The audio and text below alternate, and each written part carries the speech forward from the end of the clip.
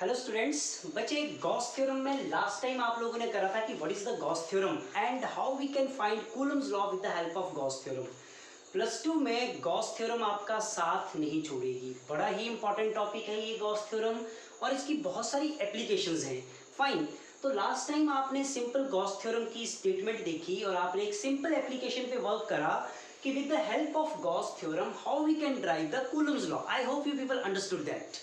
Fine, आज हम लोग बात करेंगे by the use of Gauss theorem find electric field due to an infinitely long straight wire और लाइन। फाइन, एक इनफाइनाइटली लॉन्ग स्ट्रेट वायर या आपको लाइन दे रखी होगी जिसपे चार्ज यूनिफॉर्मली डिस्ट्रीब्यूट होगा और आपको फाइंड आउट करनी है electric field. This is also the very important topic of CBSE under the Gauss theorem application. So let us suppose this is a straight wire. मान लो ये आपके पास स्ट्रेट वायर है over which the charge is uniformly distributed. अब बेटा आपको condition क्या दे रखी है? Just look into the numerical और you can say the application which is given to you. इस एप्लीकेशन में आपको ये बोला कि electric field due to an infinitely long charged wire, मतलब मैं इस वायर को दोनों साइड इंफिनिटी तक ले जा सकता हूं। राइट, आप इस वायर को यहां से भी इंफिनिटी तक ले जा सकते हैं और यहां से भी इंफिनिटी तक ले जा सकते हैं। But in order to find the electric field I am having this structure which is in front of you. Fine, अब मैंने इस इनफाइनाइटली लॉन्ग वायर पे चार्ज डिस्ट्रीब्यूट कर दिया। Suppose the area of the wire और the length of the wire which is shown on the board, this is under consideration. मेरे consideration में मैंने इतना वायर का एरिया जो लेंथ था उसको कंसिडर कर लिया। अब बेटा गॉस थ्योरम अप्लाई कब होती है? गॉस थ्योरम अप्लाई तब होती है जब आपके पास कोई ना कोई गॉसियन सरफेस होगा। तो आप बताओ मेरे को, a straight line is there. Fine, which one is the Gaussian surface जिसकी दोनों तरफ रेडियस सेम हो and length can be extended till infinity? A cylinder can be drawn here as a Gaussian surface. So let us suppose by considering this, हम लोगों ने यहाँ पे एक सिलेंडर ड्रॉ कर दिया।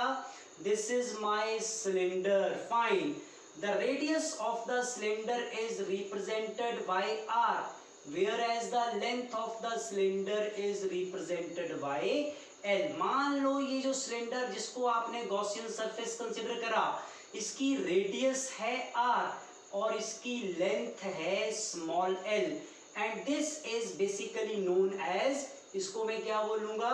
This is my Gaussian surface. It means अब आप लोग गॉस थ्योरम अप्लाई कर सकते हैं। फाइन, नाउ सी, सिलेंडर तो आपने देखा है आज तक। What is the cylinder?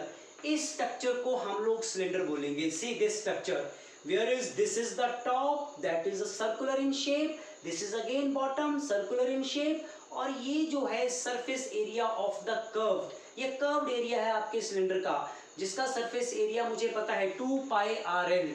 तो this is a cylinder like that. इस तरह का आपके पास एक सिलेंडर बन गया। कितने सरफेस आए मेरे सिलेंडर में? One is top, another one is curved boundary and third one is down. So I am going to identify these three surfaces. See, ये ऊपर मेरे पास बना first surface, right? This middle one, that is my second surface, and down one, this is my third surface. समझ गए?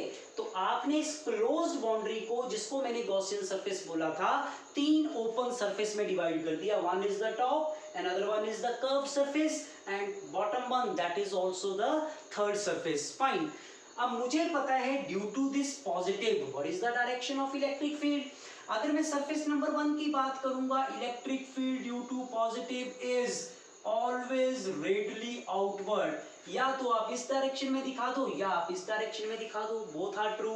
अगर मैं second surface की बात करूंगा, यहाँ पे electric field it is also due to positive radially outward, बाहर की तरफ जाएगी। फाइन, या तो आप इस डायरेक्शन में दिखा दो या आप इस डायरेक्शन में दिखा दो। और अगर मैं बात करूंगा थर्ड सरफेस की, here also my electric field is moving outward either in this direction or in this direction. I hope this is also understood. Fine, अब बच्चे गॉस थ्योरम है क्या? According to Gauss theorem, total electric flux और electric flux को मैंने represent कैसे करा था, integration over the closed surface S E vector dot ds vector that is equal to 1 upon epsilon naught times the net charge enclosed by the surface. So this is my equation number 1. तो Gauss theorem में electric field ये तो आपने दिखा दी कि तीन अलग अलग सरफेस हैं, यहाँ पे इलेक्ट्रिक फील्ड की डायरेक्शन ये है, यहाँ पे इलेक्ट्रिक फील्ड की डायरेक्शन ये है, और यहाँ पे इलेक्ट्रिक फील्ड की direction this is the direction. Second thing is ds vector, area vector. Fine. अब बच्चे मैंने आपको बाउंड्री दिखाई थी अभी अभी सिलेंडर की बाउंड्री, ये है आपके पास सिलेंडर. फाइन. ऊपर वाले सरफेस को देखो, ये है ऊपर वाला सरफेस, परपेंडिकुलर ड्रॉन ऊपर की तरफ. फाइन. इट मींस अगर यहाँ पे मैं एरिया वेक्टर की बात करूंगा, एक छोटा सा एरिया कंसीडर करूंगा, then my area due to first surface this is ds1 vector moving in the upward direction. I hope this is clear. यहाँ पे इलेक्ट्रिक फील्ड और ds1 के बीच में जो एंगल है दैट एंगल इज 90 डिग्री. अब आप आइए कर्व्ड बाउंड्री, ये वाली बाउंड्री, यहाँ से सरफेस एरिया परपेंडिकुलर, सी एरिया वेक्टर परपेंडिकुलर, तो लाइक दिस. व्हाट इज, अगर मैं यहाँ पे कंसीडर करूं कि this is my ds2. Fine. तो बच्चे यहाँ ds2 vector is drawn in this direction, this is my ds2 vector.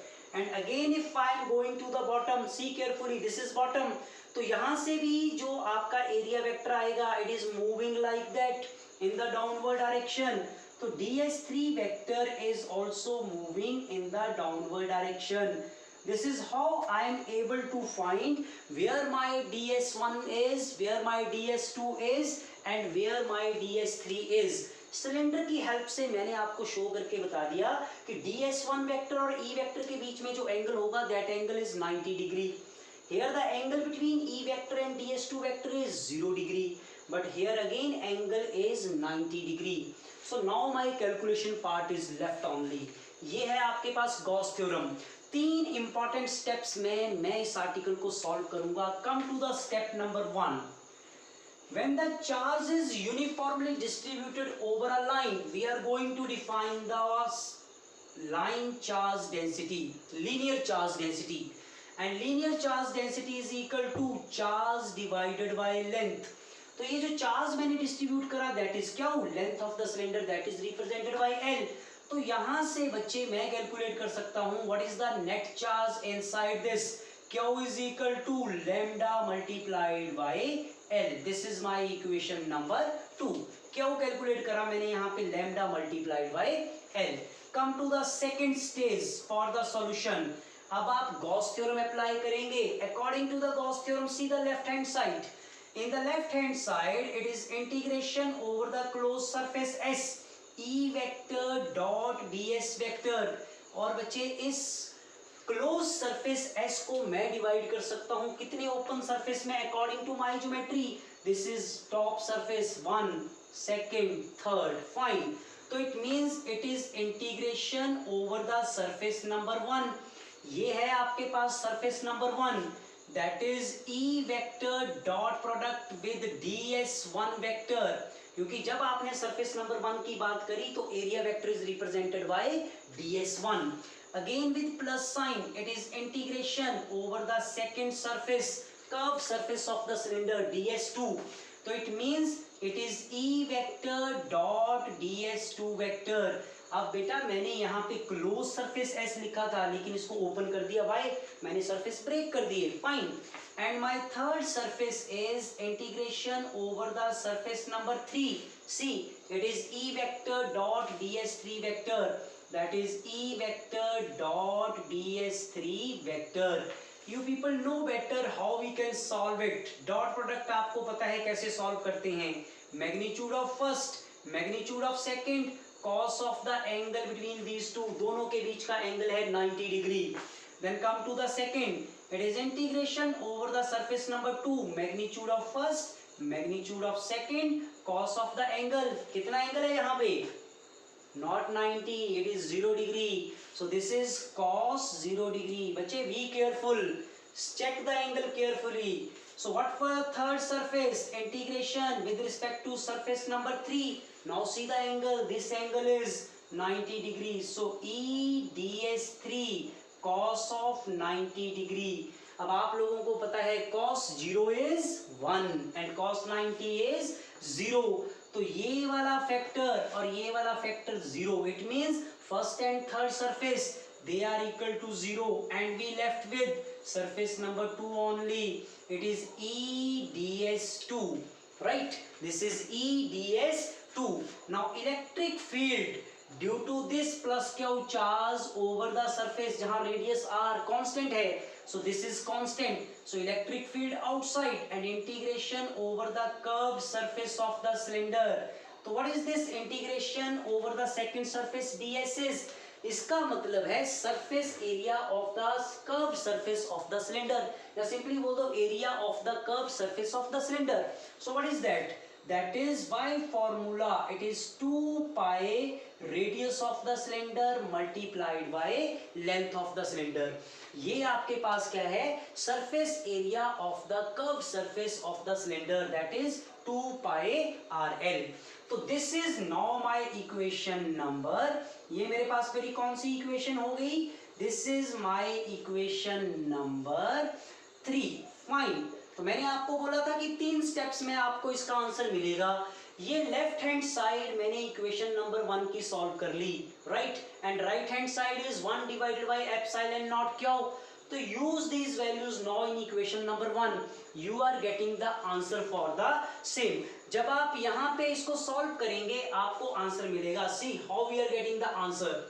So in order to get the answer, now I am moving to my step number 3, last step for the solution to find the electric field. Okay, so see the last step here, that is my step number 3. मैंने आपको बोला equation number 1. In the equation number 1 अब आप बच्चे ये देखो left hand side क्या आती है आपके पास? Integration over the closed surface S E vector dot D S vector किसके बराबर आया ये? This is E electric field multiplied by 2 pi R L and the right hand side of this is 1 upon epsilon naught times the net charge enclosed by the Gaussian surface. See from equation number 2 this q is equal to lambda l. It means it is lambda l divided by epsilon naught. अब यहाँ L से L cut गया. So what the value for the electric field I am getting from here? बच्चे यहाँ से जो electric field की आपके पास वैल्यू आएगी this E, this all factor going on other side, it is lambda divided by 2 pi epsilon naught multiplied by R. 2 pi epsilon naught multiplied by R. So what I conclude from here? Electric field is lambda divided by 2 pi epsilon naught R. Lambda is constant. 2 pi epsilon naught is constant. It means electric field is inversely proportional to radius of the cylinder. This is how we can calculate the electric field due to infinitely long straight wire via the use of Gauss theorem. I hope you understood this. In case you are facing any problem, kindly have a comment in the comment box. And for next lecture, that is the next application, we will give you the same lecture on the next time. Fine, thank you very much.